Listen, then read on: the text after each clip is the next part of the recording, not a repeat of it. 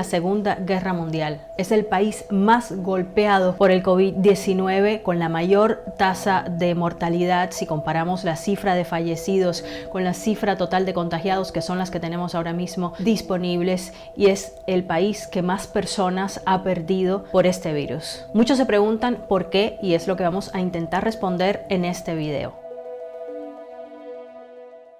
Para empezar, hay que decir que muchos científicos sospechan que el número de contagiados en Italia es muy superior de lo que han detectado hasta ahora las pruebas. Cuando el gobierno de Giuseppe Conte tomó las medidas drásticas para controlar la pandemia el pasado 9 de marzo, parece que ya era demasiado tarde. En Italia había ya 400 muertes. Los contagios eran ya difíciles de rastrear. Además, las medidas de restricción de movimiento para favorecer la distancia social, que sabemos que es clave para detener la pandemia, se empezó a tomar de manera gradual. Primero se cerraron las escuelas y se llamó a promover el trabajo desde la casa, pero muchas fábricas y empresas continuaron trabajando. Por eso el contagio continuó también rápidamente y sobre todo en el norte de Italia, en Lombardía. Esta es una región muy densa y productiva, donde lógicamente paralizar todo es realmente un reto. Con una población de más de 10 millones de habitantes, es una de las zonas más ricas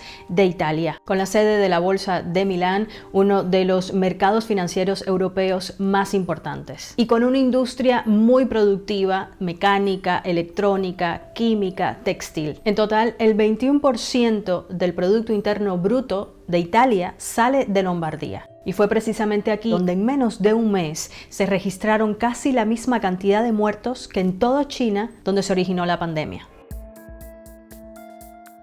Y esto puso al sistema de salud bajo una inmensa presión y sin preparación sobre cómo enfrentar una pandemia. Esto aun cuando se trata de uno de los mejores sistemas de salud del mundo. De hecho, el segundo, según el conteo del Global Health Index de Bloomberg. Con miles de contagios diarios, muchos necesitan hospitalización al mismo tiempo, pero no hay médico suficiente ni tampoco espacio suficiente en las salas de cuidados intensivos. En muchos casos tampoco hay respiradores artificiales disponibles. Por supuesto, Italia ha intentado abastecerse de estos equipos, pero en una situación de pandemia, todos los países necesitan de los mismos equipos y al mismo tiempo, y esto lo hace más difícil.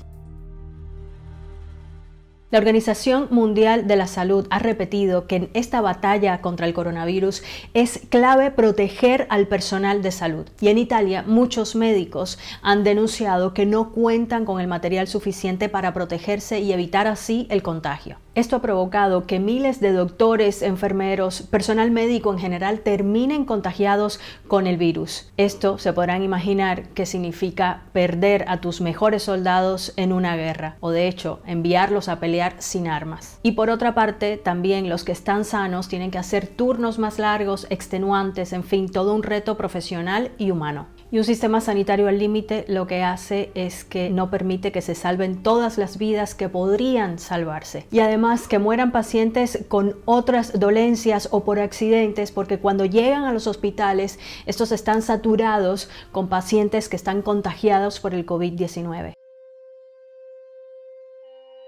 Por otra parte, y aunque esto no ha logrado un consenso general, muchos también asocian el alto nivel de mortalidad en Italia por el COVID-19, que es del 8%, con el hecho de que se trata de una de las poblaciones más longevas del mundo. En Italia existen 14 millones de personas de más de 65 años, lo cual representa el 22% de la población. La edad media es de 45.7 años en Italia, y esto es mucho más que la edad media, por ejemplo, de Estados Unidos, que es de poco más de 38 años. Y muchos expertos que están trabajando en el tema del COVID-19 han constatado que la mortalidad aumenta con la edad. Por ejemplo, en Italia, el 85% de las muertes ocurren en personas de más de 70 años. Lo cierto es que con el incremento devastador de la cifra de muertos en Italia, científicos y médicos están haciendo un llamado a sus vecinos y a aquellos países donde el coronavirus